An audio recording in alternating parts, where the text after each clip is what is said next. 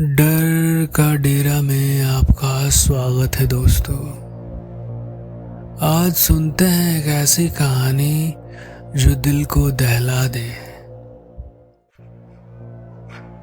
काला घना जंगल, तेज हवा की सरसराहट और दूर जानवरों की रोने की आवाजें पूरे शरीर में सिहरन सी पैदा कर रही थी। महंत देवनाथ तिकोना रक्त मंडल बनाकर बैठा है, चारों ओर कंकाल, बीच में जलती हड्डियां और डरावनी आवाजें गूंज रही थी। महंत मंत्र पढ़ता है, कर्ण पिशाचिनी आजा, मेरी पुकार सुन, आजा। अचानक एक लाल धुआं कान के पास घूमने लगता है। फिर एक औरत की फुसफुसाहट आती है, बोल, क्या चाहता है तू? इतना कहते ही देवनाथ के चेहरे पर एक रहस्यमयी मुस्कान उभर आती है। चमत्कारों की शुरुआत हो चुकी थी। हर समस्या का समाधान, बीमारी, पैसा, प्रेम, सब कुछ एक झटके में। बड़े बड़े अधिकारी नेता भी उससे मिलने लगे। महंत का नाम चारों ओर फैल गया, पर ये कोई नहीं जानता था कि उसकी सिद्धि का दाम वो रोज चुका रहा होता है।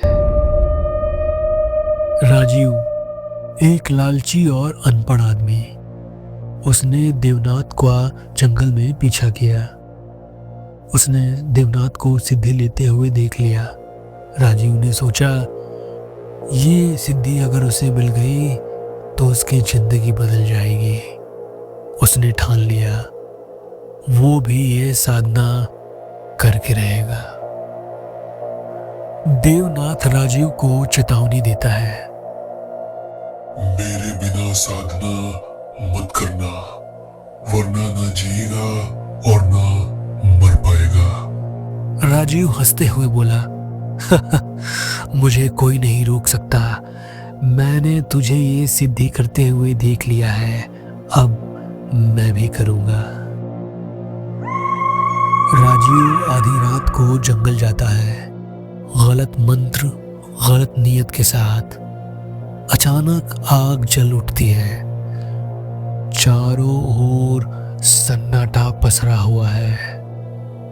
कान पर बर्फ जैसे होंठ कुछ बोलते हैं, तेरी औकात क्या है मुझे बुलाने की? कर्ण पिशाचनी उसके पीछे खड़ी थी। लाल आंखें, नुकीले दांत, लंबी हड्डीदार उंगलियां। राजीव डरते हुए बोला, मुझे बहुत सारा पैसा चाहिए, बहुत सारा। एक खूंखार हंसी गूंज उठी।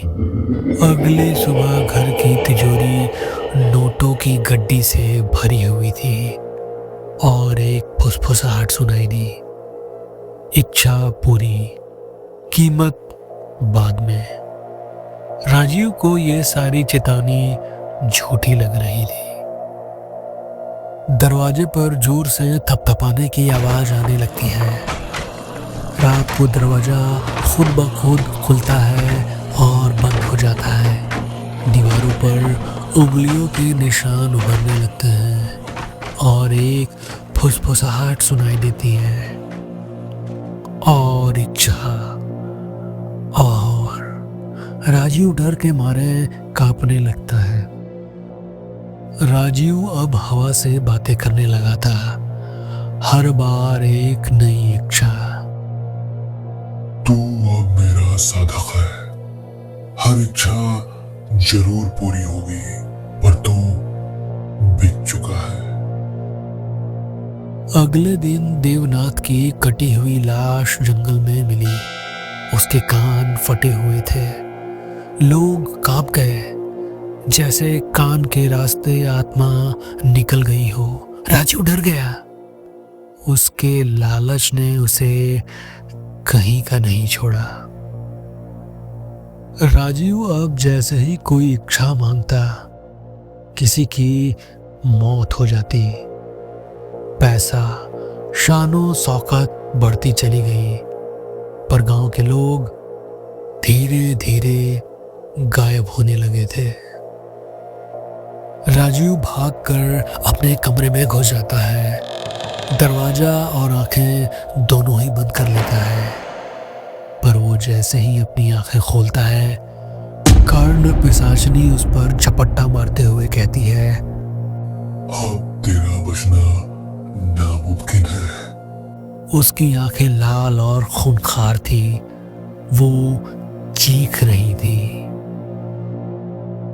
राजीव चिल्लाता है, मुझे माफ कर दो, मुझे आजाद कर दो, कुछ ऐसा कर दो कि मुझे कुछ भी याद ना रहे।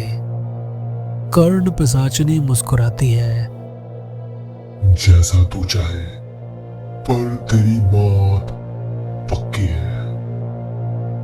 राजीव की याददाश्त गायब हो गई। वो सड़कों पर पागल की तरह इधर उधर भागने लगा। लोग कहने लगे, इसके करीब मत जाना, इसके कान में कोई हंसता है, इसलिए ये पागलों की तरह इधर उधर भटक रहा है। अगली सुबह राजीव की भी लाश मिली, कान फटे, दिमाग खाली, पास में वही 36 खोपड़ियों वाला रक्तमंडल, जिसे देख के ही रूह कांप जाती है। फिर एक दबी हुई फुसफुसाहट सुनाई देती है, कौन बनेगा मेरा अगला साधक। हवा में एक भयावह हंसी गूंजने लगती है। तो दोस्तों, अगर ये कहानी आपको पसंद आई है तो मेरे चैनल को लाइक करें, सब्सक्राइब करें, बेल आइकन को दबाएं और हाँ, एक प्यारा सा कमेंट करना ना भूलें।